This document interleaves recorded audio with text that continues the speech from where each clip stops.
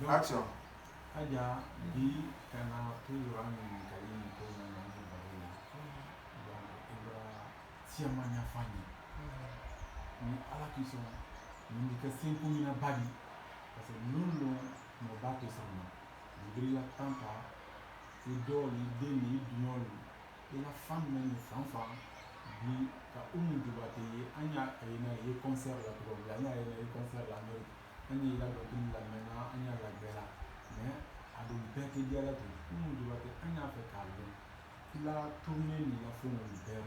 Et ça bête mal mal et c'est mon trop de alpha. Ah, une très bonne question. Il va au magnifique. Parce qu'il ne faut pas qu'on pense que il va que artiste de vedette qui a tourné qui est robé. Pour tout est rose. Il doit lui rendre le tour. Par exemple, Ami groupe la Tamaro. Il doit y rendre le Paragela. Subo kende de tatoka la pleti kono kapo ni ni penikala qui est au dom. Il est de madere ou l'albra. Donc, konko ba amnauro, il va gérer de l'eau. Kadou car kono, il dit de momli kono, kadou bâton kono, kadou avion kono, ou bec il joue les diamants. Il va se sine souma mendikuma. Oti idiana souma ni kabaki burki et les pisika, koka iji kotuni, agbelema. Wole roneni kanja kuyate trakola lekso ankeni Angleterre kanja kuyate di Mali anga pompo ede he no eat no play na madame ni no ni kini masoro tolontie konko brambo ibra peye yelema donc toroya menu yaro bara city ni toroya tebeni il doit y avoir il va concert là, organisateur de Ti Saradila, ou Pinkel Dina, deux fois Ibusu Kassini, deux fois Ibusu Didiaïla. Donc, Bara Siro Sonoyati, à Toroya Kabu. Ne wara Londres, un jeu de Londres, au Tébon Kono. Parce que c'est que Bambi nous capo de Kay, Diarani, c'est que Ambora Liverpool, Canal Londres. Liverpool, en banni concert là vers 2h du matin. N'est qu'à Glacipuluta, qu'à Blacocaro, on y a domina. On y a qu'à la crack, Nin Kadira. Nin Kadi, Nin Kandimi. Ando banni jouer les lettres, qu'à Ducar comme, qu'à Liverpool, qu'à Londres. Et c'est ça nos capitales de Londres. Donc, en Wani, Kadado, Pitri Danin fait, Aluka Neta, Kawandi Dantis Bra. Comme quand il y a les très levés de rideau qu'elle a, quand il y a la G Baba, né de juillet, né Baba Babine Lia Koutiri. Né Nara, un concoto Brana, mais Brani Bara, Konkana na Dominique Polo. Né Nara la loge Kolo, un cricarani l'année. Ko bambino follow jouer bambino ko non tant qu'à manya matin te ce jouer là kambadi ma la ninto nya sunima sila ka ko ko anya matin kanja e jouer là tuma mena alika kafe kala mani ni duma ka ke tie di ditinya ko nyo mi ka nono ko la ko nyo mi ko nyo jouer ni ka ne o jouer dia ida ko fosi make ikalo anna bara ni sitana mapini ne ole pola il a question bradiani parce que a mon yana kuna fora ki brake artiste di ko mana mo bela ko dani artiste alumalo c'est bien meilleur ko fait parce que dépend nous kan ala ka dueda ka soro jeliaro ka buye jeliaro ka mo jeliaro ka banka artiste ya ke ka duera Kurubukaraba kanimbe tono solo ni artisian ba mabara plalo ali dulu ya kela so ibo ajero duka idi marchandise ni ta kana di bulu ni makusanya wala nka pempe no wuli na armi Ibrahim adda foro ko ite ce jeu là ko fille fin de ta excitant de ta Mendi Maria Bunyala. Non, ne la excita in na public li. La public Mba public ye ni ka ye kro na public sawanina. Adike comme parle bla mo pisca. Donc ne bora ka jour ka Angleterre. Ka ke comme kumake. Ka bankotuni ka wala hotel la kasila ko ali linkelingo. O beya bara difficulté. Idi bambara la iti sarawuli masoro. Ni donc a foki ni la lai sarawuli ko ka I ka tourner ba mais I ambra même beke ite na lo beke. Donc o bara fana dunyara tero mo la pin jaka I bola bara yele. Am pranta jaka Kenya sudi. Ka toro ani organisateur de malade. Donc tout n'est pas rose. Voilà.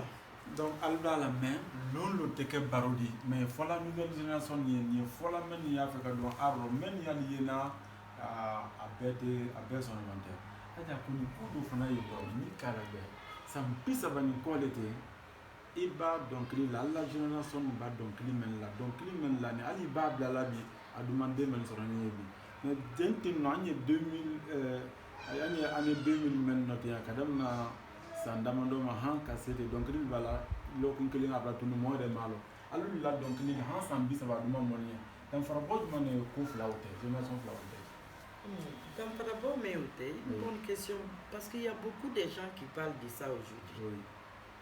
Il y a beaucoup de journalistes qui m'ont appelé directement au téléphone qui veulent que je parle sur ce plan-là. Oui. Ibrahim, mais tout le temps j'essaye de fuir parce que Dini Nako, Anan, Iba Foki Kumato, Idi Nima Kolokadi, Idi ou Labla. Mais tout ce que moi je peux dire sur ce plan-là, Dunia Nanya est libéré. Parce qu'un artiste, quel qu'en soit X, tu ne peux pas faire quelque chose qui ne plaît pas à ton public. Si tu fais une fois, ni Kaya Mandi public, tu n'essayeras pas de faire une deuxième fois. Je crois que c'est le public de maintenant qui demande les artistes de maintenant de chanter comme ceux qui font. Yarabi Indianamo. Parce que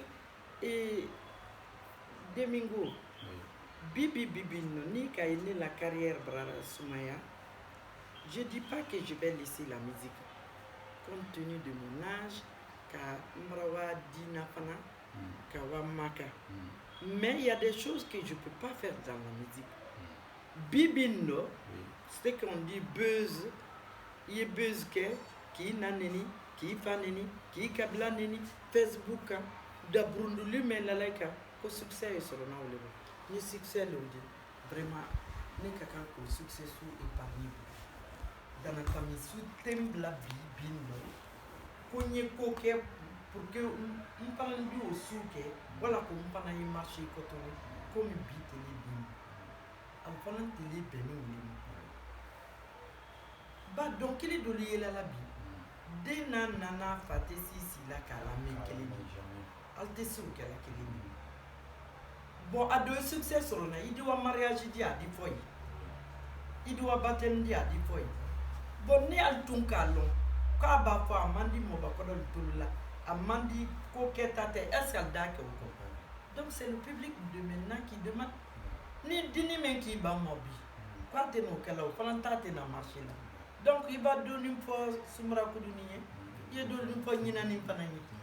Public bi prend public lo. Al fanaya isabari.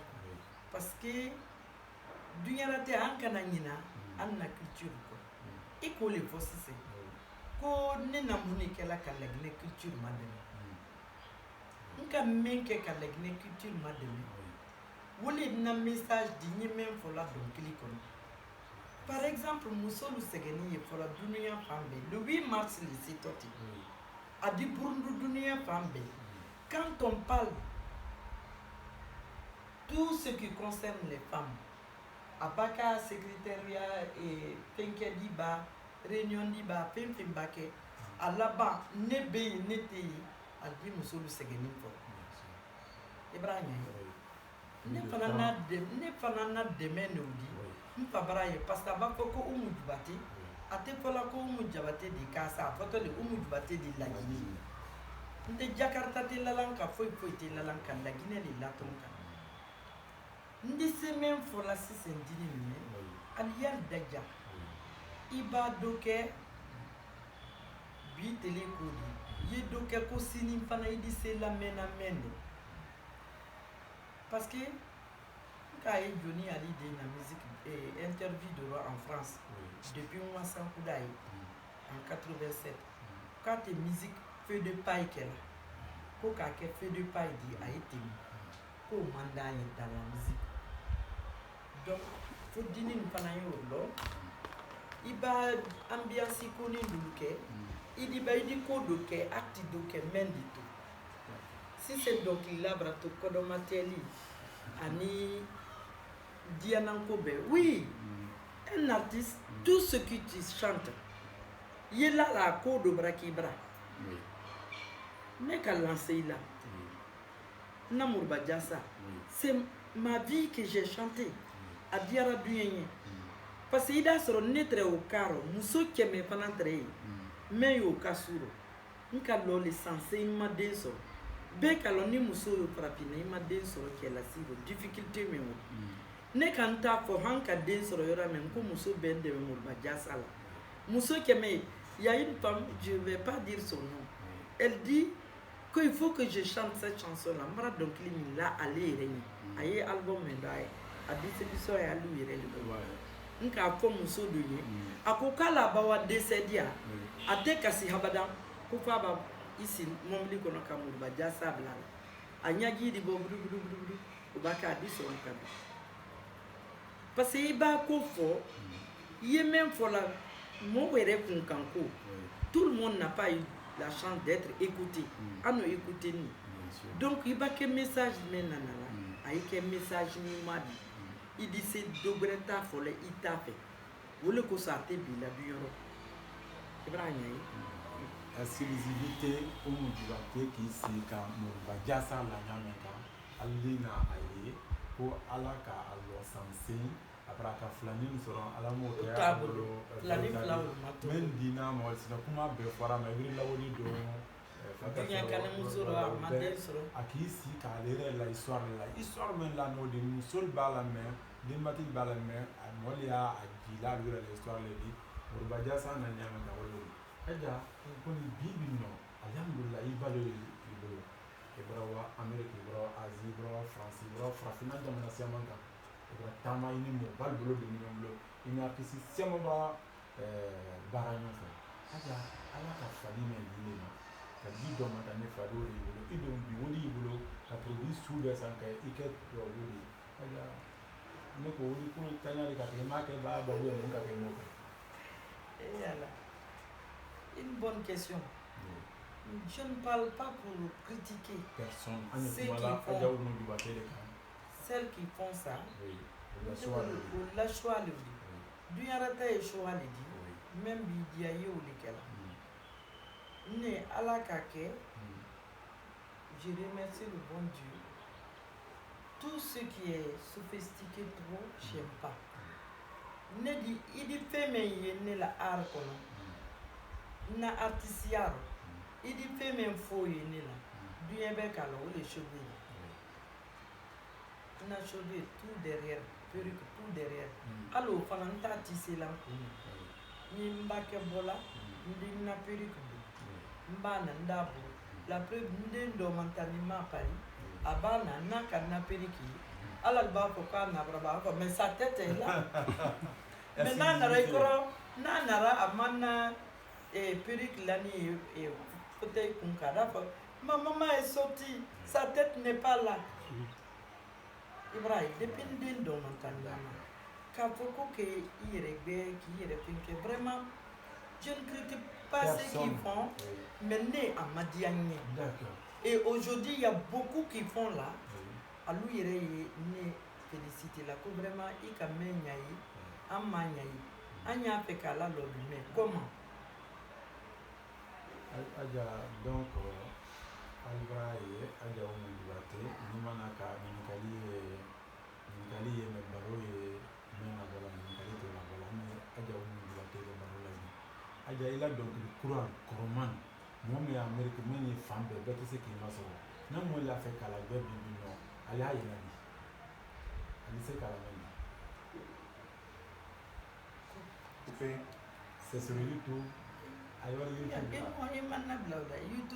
Africa Soul Music. Où il y a Bladron ou Moudjoubaté.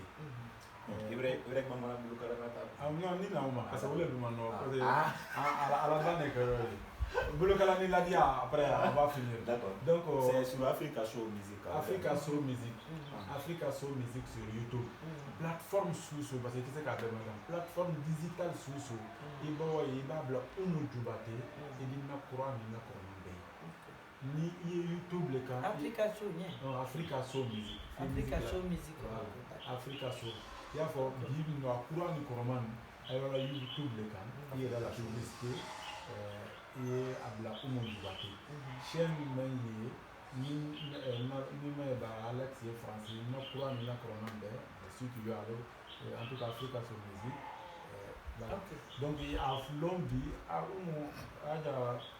cassette comme il fait ça, comme il la barre, il distribue une plateforme comme ordinateur digital, plateforme digitale il va avoir une plateforme sur ce camp et donc il a amené la Guinée-Ca, la Guinée, français, même les RFI, même les Africains, il est depuis 2012. Il y a la musique et la manière. Non, tu dois parler, ni que la baraque, ni que la barre, il faut collaborer avec professionnellement, il y a des barres. Donc, Domingo, il faut. Donc, ni Bibi, il y a un Djoubaté, il y a la numéro blanc, ni que Domingo, il est réel, il y a un Kalaka, et il y a un Djoubaté. Parce que c'est un concert de Côte d'Ivoire, même donc là-bas, c'est une film. Lancez Brabant, là-bas, Bouloukalani, la Diana. Donc là, il y a donc le courant de Corman, la vidéo n'a film. Même il y a fait Kala, même Brassan, voilà, tout le monde est Action. Il y a un Djoubaté. Bi, il y a Bibi, Bi, comme solo. Solo, cassette très voilà, CD très voilà. Mais ma foi, mais il est ici, la Guinée, mais il va bien fan. Kadamna, radio, Siamama, RFI, Africa Numéro 1, la musique, il va YouTube là, il va Siamama, la musique, la voilà. Adja, mon affaire qu'il a courant, il a comment payer, à l'essai qu'à la main, à l'essai qu'à la gagne, il parce que il n'a pas dise wala YouTube kan karabe Africa Soul Music ba bisi ko Umu Djoubaté ko do mani kuda be di bois sur tous les plateformes iba plateforme pimpinta iba bo bisi la ko ila yinyala voilà comme Adja Umu Djoubaté na même fois là a signé la Guinée mais il va que bien fan plateforme sous distribution digitale il va bla Umu Djoubaté à la couronne à la couronne à Gayaka. Umu Djoubaté en calon dit Alhamdulillah à la Barcaro en 60 ans et quelques c'est moi j'ai 15 ans. Voilà, Adja voilà j'ai donc 15 ans. Adja est voilà 15 années mais dit donc il a 30 ans voilà, mais moi-même mon âge c'est 15 ans. Mais Adja ni moi-même ma là comme avec les producteurs culturels, avec les organisateurs, pour qu'il y ait ce festival ou des concerts de l'eau. Il a contacté son ami. Il a contacté sur l'Anyamika. Africa Soul Music, directeur même Alex à Paris. Oui. Comme il est Domingo Kabaye, il va na ou Massorna, il dit Massorna. Parce qu'il va mais au Djoubaté, Bibi, et Africa numéro 1, Pimpi, RFI, Pamsi, Alouli, qu'elle a sababu. Où les problèmes en Guinée ici? La Guinée, il n'y a pas de structure. Structure tiers. Comme attaché de presse, management et édition. Monter, il a droit d'auteur. Il a éditeur, il y a a pinkɛ la a sécuriser la fan bɛɛ sayi d'a ma sɔrɔ manager le contrat ɲini ye dunuya fan bɛɛ si tu vois que Oumou Djibate est ralenti aujourd'hui c'est ça jusqu'à Mwarabi aïe Kantoumane parce que après les Silar Productions après les Alain Texi les Jack Music d'Abidjan ni ulumake ni abrato la Guinée Silima Bankatan manager menuya c'est sur le plan attaché de presse comme même dit c'est voilà il a Pinkeluta qu'il a interviewé le télé radio ni penna ani meni wali dit que festival donc la presse book takawa présenté qui battu pour que tu puisses avoir des contrats où le problème est la Guinée et ça joue même sur les jeunes montants d'aujourd'hui parce que ITC est la bola nyanya kan faut structure sous les muda badia nyanya kan atesa ere kalate la donc on y a amba baro do ke la terrain kan ko ro do kan mais abara pays donc la le di il faut ko ladia o inspiration na assiduité il est dit kanam la kumala ikanam la kumala aja même tamine même na donkili be no le foliyana ko na donkili be mba sawandi donkili composé mba sensibiliser ko do ko min ka musolu segeni ta inyame ni c'est donkili composé mais ne re panantumani bon trop tomorrow wati mena quand la vie est rose ndo ko na donkili la Ladia il a la tuma maintenant. Alhamdulillah. Il est vrai les très souvent faire ce sont making. Parce que donc là il est très watini no dimana. Il m'a la koba dani. Voilà koba. Il a fait bas. Du coup qui t'a les petits bangalais ladia. Il m'a la ladia vale yala. Ah ladia. Et ladia le musobe na dia nanke pinsa. Il m'a la koba. Ne le warandia nanke fa bada. Akan la fimba do suru suba soso manye mbawarandi folo soso manye mpanaka fondi ananke masini shirite momara mambulu kansini ambara bodi bido la ko bado lidi exclusivité vous avez vu une artiste c'est de inspiration Adjaye même baquet aba même senti aye ole lala oui ou le ladia ladia oro ka difficulté basse dans la Guinée ladia album bon à la clip ils ont tout fait pour boycotter le clip parce que soi-disant que qu'on a secrétaire les critiquer là parce que un patron bani secrétaire te wala kanimani ni patron manya ko muso yuma bal la visite ba ifana ise baro ba secrétaire le sénidal il est no onyon pe muso yuma bere fana na temile la ko wadi bon kono wo bele mande comptable fana ko kadam comptable fana patron bani comptable te wala kele mani je retiens même pendant qu'elle a pendant dit tient dit an fana artiste donc il a là ni musicien pour le fana na kele mani ba ikamba dia nyanya ka ni musicien pendant ti ko to était c'est pour donc c'est comme ça donc il est au nyali il va pour comptable d'aérien musicien d'aérien donc il a là les nedi yoro même fana do madiane là ayira kanine ko an bake donc la nyanya ka an ka be an na foli kela i kana wara foli kela lu donc ni mo critiquer ni ka ke donc la le critiquer be ka kan ki ni soro donc li sentence sama elemata ako bake il a donc li dit Sylvestre, messieurs, dames, vous avez vu comment l'artiste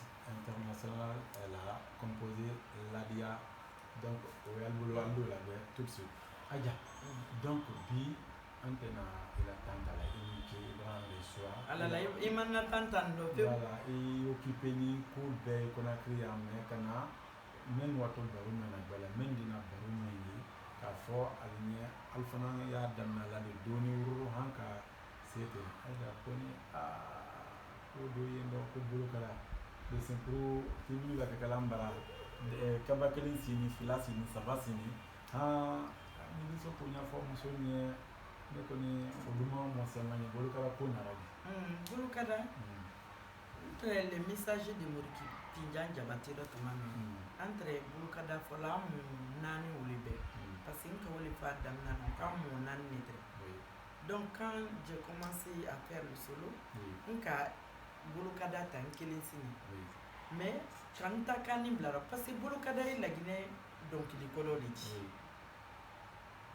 dɔnkili kɔrɔ de donc n ka n ta de la kan parce que i b'a kɛ ko o kɛ la f'i ye ko dɔ fɔ mɛ de to mɔl kun n ko dɔnkan ye dununkan ye jɔn na dɔn ye sinaba na dɔn ani diyanamɔ la dɔn n ko den naban muso b'a kɔnɔ y'a tan kɛ mɛ i ye mɛn sɔrɔ ne den ye i tɛ du wɛrɛ sɔrɔ na mɛn kɔ o le bolo ka da bolo ka da la dɔnkan n ko i b'a se cɛ la mun ma badamuso ye cɛ bara n'i donna cɛ bara kotontama ye cɛ bara n'i donna cɛ la luma kɔnɛsɛzumuso lu ye badamuso ta ye di kotontama ta ye di kɔrɔ a ye sini ye de a ye sini ye n'i sera cɛ bara fana bolo ka dali fana ye badamuso o ye mun kɔnɔ olu de ko bɛɛ géré la ko tɛ tɛmɛ o kan cɛ bara mɔli de ɲini na ba muso fɔlɔ hali i ma kɛ badamuso di mɛ du ko la tɛ de i fɔlɔ le ye tɔ ko bɛɛ yɔrɔ donc i le bara kɛ badamuso place la a filanan ye jumɛn de yɛrɛ di fɔlɔ ma basekuru saba kɔnɛsɛzumuso kɔnɛsɛzumuso ye muso min di i b'a dɔn lu kɔnɔ sa a yɛrɛ tɛ cɛ la calcul dɔn ye i da sɔrɔ a yɛrɛ ni cɛ man di pepe a lu dakudu le la olu mais connaisseuse la ti sɔnna place to la muso i b'a dɔn a di riso a di ni a di bori kana ji di a di kolu kɛ i b'a fɔ he i b'a dɔn lu nin kɔnɔ muso ni nin connaisseuse muso lu k'ale tɛ baradi lu ma ko n'a ye baramuso lu déranger la ko tontama lu mɛn di o la kuma ma siya a donna le bon na k'a fɔ a kɛ n t'a fɛ ka nin ye o kɔni o dun tɛ kɛla o kɔ bolo ka da sini o le y'a kɛla cɛkɔrɔba b'a to fitiri seli la kɔrɔ bolo ka da watɔ b'a kɛ a di seli tɛ k'i watɔ min tɛ Kita lakali ni fofana lakali. Konde lakali. Donc, exclusivité, comment Adja a inspiré cette chanson Bolokala. Adja, koni naka photo ko ani barala lola tellement moli ala bela mol makoya la didia moli ko ante se ka kuma ni befo. Ne yɛrɛ mɛ yi ni kala vraiment Adja o ni bate ki to ma fana ki la ko belo fana an nara bunya ma bangre kan reçoit ja muna kala Adja o mo ina ni fa ki to la umujubate alari kanko la dame chic anya fola de parce que amma marin da yan din da yan nal da yan fal da an duyon da ila sere mol da aja ne bon ani se sere ko ma sen kala ba ko ni dame chic shop na rani Demingo ima fa sécurité na tambata o ko ni ko te soro na lolo dame chic shop na ni nyami nani kabo France na concert fɔlɔ ye o ka sɔrɔ Jean-Baptiste Williamson Jano le chef d'orchestre de Sofa orchestre Sofa du Cameroun o le traîna attaché de presse ne ni se kuba bambini donc ni Jano wara n ka concert dɔ kɛ an ka olu bal de kɛ an na marine la productrice de Ibro, c'est lui qui a, c'est elle qui a Brigri Production. C'est elle qui a fait le titre Baya de Missia Saram. Missia Saram, c'est la jeune sœur de Omoudoubaté. Voilà. Elle est aux États-Unis, elle nous regarde. Donc, Missia la productrice, Oule Nara, Anna Tono Konasi. Après, ni Jean Waranka, on m'a remercié là, à la bureau là. On m'a dit bureau là.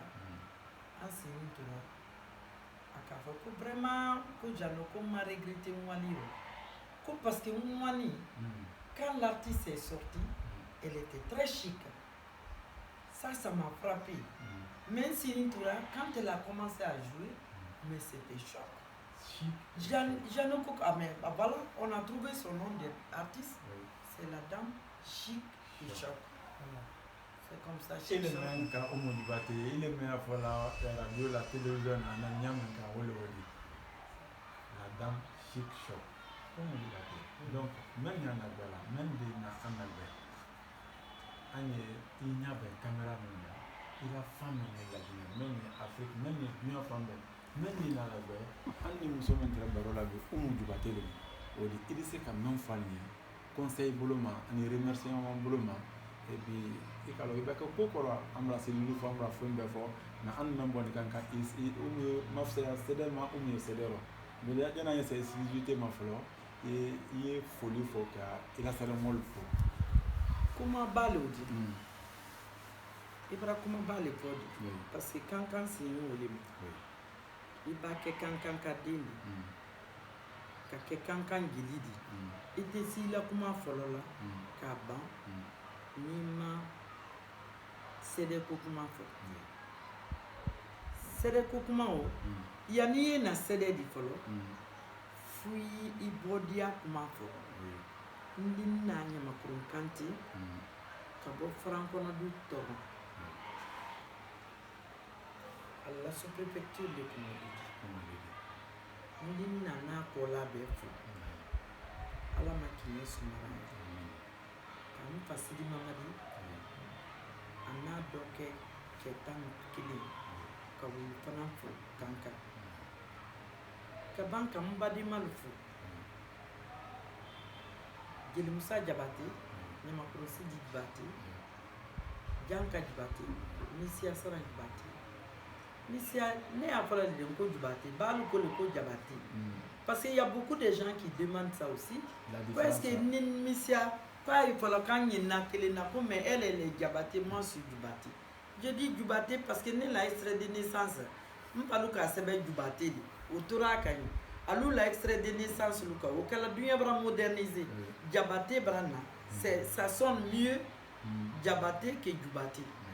Donc neta masima pas de ndoni oui Amérique jamanaka mena emisia sarandi ka fuli la sama ana denkeni tumani kanyere panna suma polofu lancé des mains seront diarana kabinka soro lomena wallahi to maji ayelera duba panani ala masini kende adira ka nafa nu fo dunya fambe ala ka lancer kele ne duma même boram fadila mais deni yembulu koka densiama yembulu koka ninka fo ngunda be madam ndi bladolla den dolu yi fla deni yaro manika deni yaro soso deni yaro ivoirien deni yaro ibali yebi ali ya fala le ko mama nduma wuliye katemi nda lancer yere kan bi ibrahima mais itese abe madana ka foli ke ube ka foli dinna sede jamana dia yama nko le fon ko ne india e iba fo artiste ki te wa baptême ite wa mariage yisi ladi mais ni ya fe ka umu bate la gimi tolon na wuli la jamana dia yaro ibe umud bati palia parce que ya fala le kali bate Michael Jackson idi nan natuluni anna jiri musuli wole ka sede dia ali memba murunti kwata muso fe ubi ye murunti kiti kefe sede bala de ka fima kwato ni ma to ida yinyal c'est des générations d'âge que nous sede yuli ini génération menika dinia kenyonka ayre bra moderniser bidulu no te folo ali wala cede donc la kankambali la kinyero yo ay di cede donc ni ka memba membe ele te se bla la wala cede ko ibrabi donc ite bla cede o donc ka na cede o fu a cede kunti tijani kaba kemano di sona sakaba bombeli musumanu nka fo le man ko brete ka fo bombe kaba wole sere kan korosidi ka sere jamana biya ya fo parce que alma desen koro mbanna foli la sendi kabala kalfo parce que ni ka me umud bate kaballo nani ka bo france nko fo ne pana nko fo pana english to kanoli Ousmane Kaba ka professeur ta ka dum docteur Ousmane Kaba ka fo ka ko malo Saran kaba jɛkte ka Nisan Istera sorti dijin na bɔ ka d'u ma. Madame Touré. Saran kaba douanière. Saran kaba jɛkte Paris. I waran sɔrɔ o de labo na Sarcelles. San 30 ni kɔ nin kɔ. N ye jiyala le libara Paris. A labonda tile ye bolo. N b'a na n na da la ka ka don ye. Ni kan kɛ ni ye chic choc de. Wole fana non. Parce que wole salon de coiffure tɛ wole bolo République la Paris. A din ta ka wali galerie Arafayette la ka fɔ nin don ten nin de donna nin kɔrɔ. Ne nalen ne ko le style la bɔ yɛrɛ ko la dame chic choc. An tɛ yan don yen fɔlɔ. Donc Alambra ya jala mais Alambra ya jila han ta ye. Bon Ibrahima ye. Donc kabalaka il faut na sababu lo di. Nka fali yɛrɛ sɛ ko sɔnna sa kaba wele k'a fɔ ko n ye to na producteur lo kɔ. Ko n'ala sɔnna ma ko ale ye fɛ ka n bila sira min kan. N ni foli di kabalaka ma. Ile yɛrɛ ye kaba de di ne ma. Ile ka n ye pari ko ala le ka n di ye k'i bila n na ko bɛɛ rɔ. N ba ko ko kɛ i ma sɛ i ma ɲinɛ i ba kilili kɛ n k'a ta n ma ta i da fɔ n ye ala le k'i diya ne ye kaba la jeli le di kɔnɔ. Donc n di kaba wulu fo k'a daminɛ Laginɛ kaba lo ma han Amérique kaba lo aw kaba n'a muso ye k'i ladali kɛ. N famori kaba ale yɛrɛ tun bɛ invité ka bɔ Lafin dɔ fo Houston o n'a muso Jɛnɛ Sherifu olu ye fo Houston ye. N na foli yan bɛɛ ye ka n jati lu ja ka n kalo fo ka n jati bɛɛ fo Kaliko Ɲumanlɔ ka Burkina jati lu fo. Ala ne yɛrɛ la dankɔrɔba Ariette Kabore o fana ye Burkina Faso.